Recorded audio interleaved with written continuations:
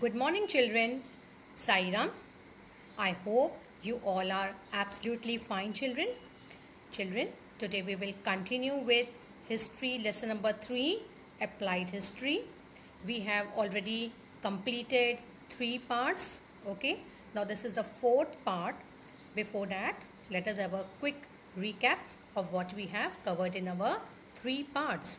Now, what is applied history, children? Applied history is also known as public history, and applied history is a field of study which is concerned with the application of history for the benefit of people in contemporary and future times, that is in the present time and the future time. So applied history is a field of study which is concerned with the application of history, that is application of the subject for the benefit of people in the contemporary and the future times. So knowledge of history is very useful as it can provide guidance in finding solutions to our contemporary social issues, and we can incorporate them in the social planning. So once again I'll repeat, children, applied history is also known as public history, and applied history is a field of study which is concerned with the application of history for the benefit of people in the contemporary and future times. Therefore, knowledge of history is very useful as it can provide solutions. Okay, it will give you the guidance in finding solutions to contemporary social issues, and we can incorporate them in the social planning. Now, applied history and research in various fields. The children, historical events, they relate to various fields like politics, social and religious structure of a community, philosophy, science, technology, etc. So historical events, they relate to various fields, and each of these fields, they have their own history of building knowledge. Therefore, the direction of the future development in every field is dependent on the state of available knowledge. So therefore the method of history is very useful. Okay, we can have a research, okay, applied history and research in various fields. So history, the method of history is very helpful to do research in the various fields, like for example philosophy, science, technology, etc. So we had already covered how history is helpful in research in various fields like philosophy, science, technology, industry and commerce, and management studies. We have completed till here. Now children, we will proceed further. Now let us learn about art. Okay, how the knowledge of history is helpful in studying about the field of art. Now arts, let us learn about arts. It is important to understand the development of various art forms with the help of their style of expression and their foundation in the form of intellectual, emotional, cultural traditions. Now children, you all know in our country there are various art forms. For example, painting, dance, music, okay, sculpture, so many art forms we have, right? So it is very important to understand about the development of various art forms and how these art forms have developed, what was the origin, how it had started. Okay, so learning about the origin of particular field. So it is important to understand the development of various art forms with the help of the style of expression. Now for example, you take dance. Okay, there are various expressions in dance forms. We can show anger, okay, happiness, everything could be expressed, right? So with the help of their style of expression and their foundation in the form of intellectual, emotional and cultural traditions. So different art forms, different, for example, if I give you different dance forms, each and every state they have different dance forms, okay, and expressions can be conveyed, okay, emotions can be conveyed through different art forms. Even for paintings also, children, it is said that a picture is worth 1,000 words. So through pictures also we can convey our emotion. So there are various art forms. So we should understand that how it had developed, what was the origin, and gradually over a period of time how it had evolved. So lot of changes have taken place. For example, I'll give you, there were dance forms like there were theaters, then Ramleela in villages and all. If you see, they used to have this Ramleela also, but now there are so many changes, right? So we had a dance like we had classical dances, then Kathak, and now it has changed. Now we have basically, if you see nowadays, the people are more lured towards the we can say Western dance form. So these are the various changes which had taken place over a period of time.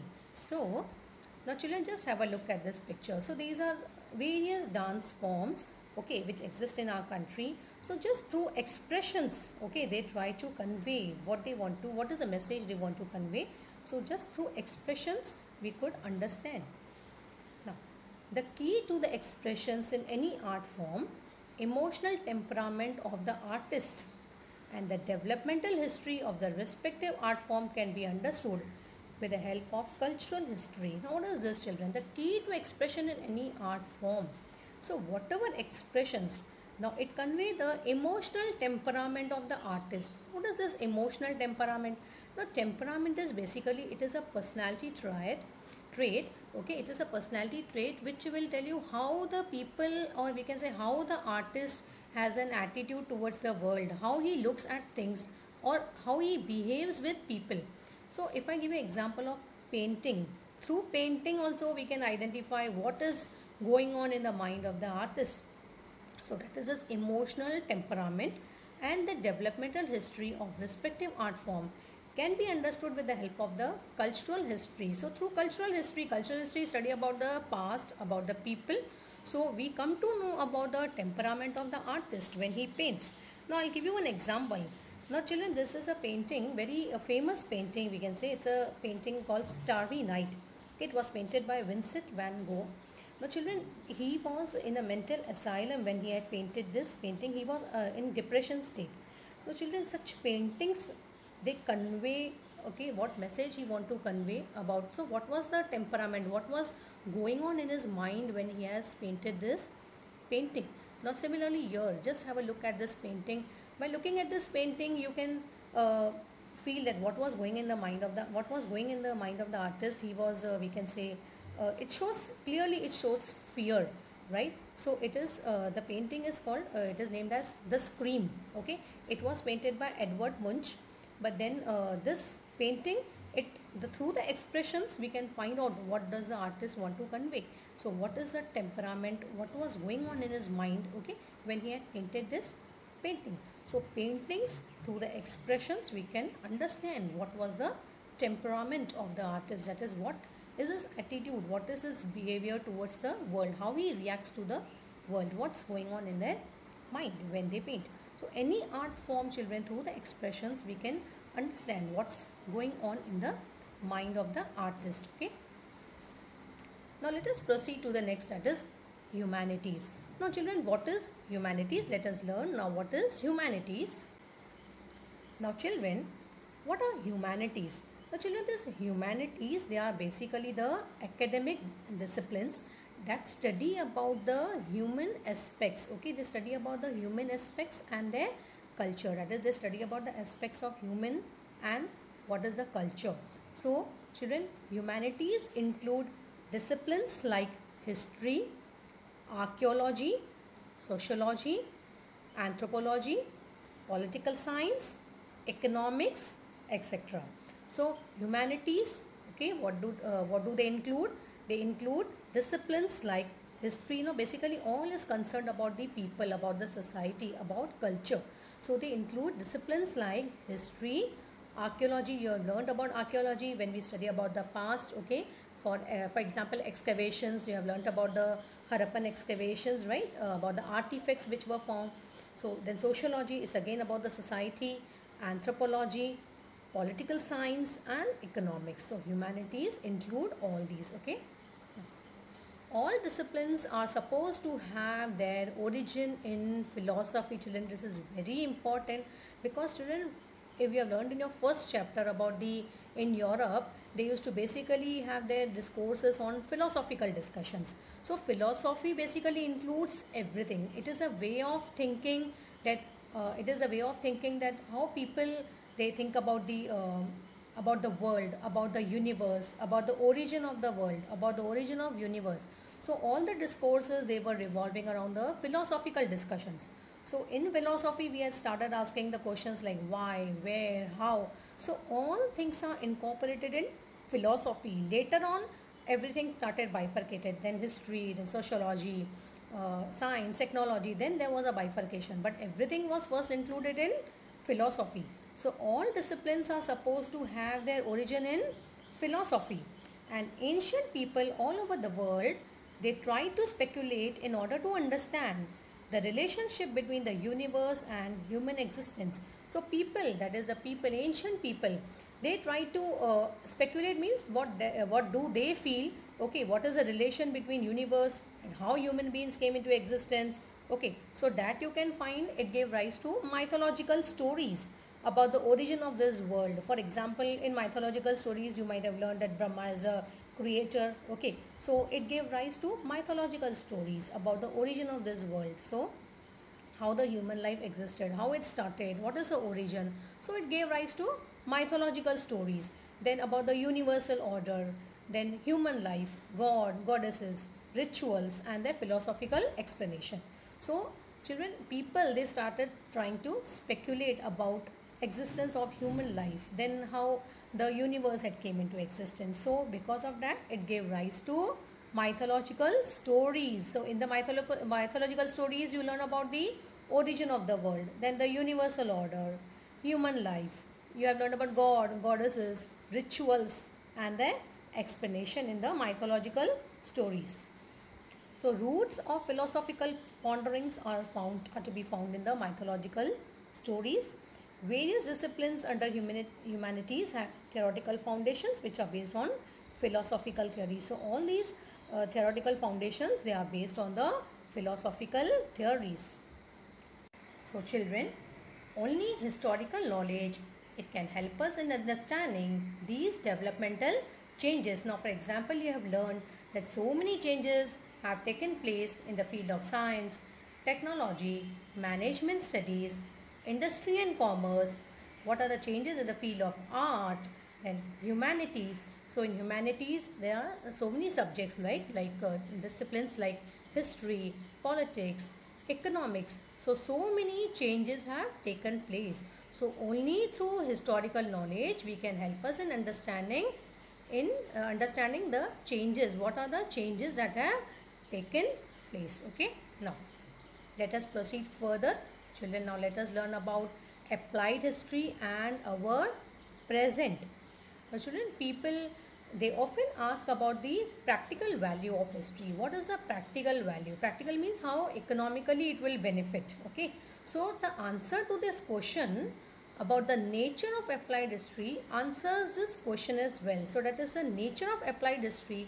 It answers this question, that is what is the practical value of this subject. Now children, the visible and invisible relics. Relics means children the artifacts, okay, which are of the past. They exist in the present also. So the visible and invisible relics of the past exist in present, and we nurture some kind of curiosity or some kind of attraction towards them. Why we are attracted towards that artifacts? Because it represents the creative thoughts and traditions of our ancestors. So we want to know about their history. We want to know more and more. We are curious about it. Why we are curious? Because they represent the creative thoughts and traditions of our ancestors. So these artifacts of the past, they are available in present, and we are curious, we are attracted towards them because they are the creative thoughts and traditions of our ancestors, and it is our heritage. It helps in building our identity. The history of heritage links us with our origin. So it is our heritage. We should be proud of our heritage, and it helps in building our identity. And the history of our heritage links us with our origin.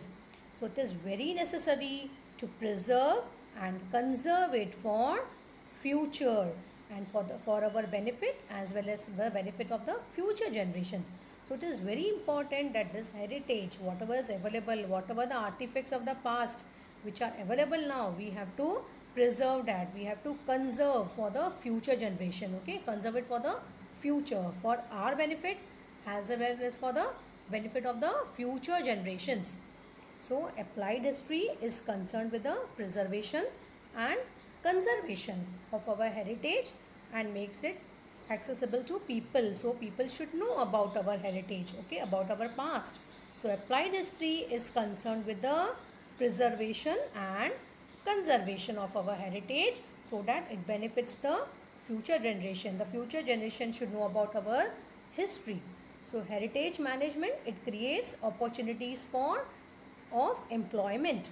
In brief, applied history can be described as understanding of our present with the help of history and finding right direction for benefit of future. So it creates employment opportunities. Now children, people asked about the practical value of the subject. What is the economic value of the subject? So heritage management, it creates opportunities for employment, and applied history can be described as understanding. We are understanding our present with the help of history and finding right direction for the benefit of future. So children, today we had covered about how history is very useful in studying about doing research in various fields like art and humanities, and about the applied history and our present. So we have covered till here, children. So in the next class we will continue further. Thank you, my dear students. I hope you have understood till here, and in the next class we will continue this chapter. Once again, thank you children. Have a good day.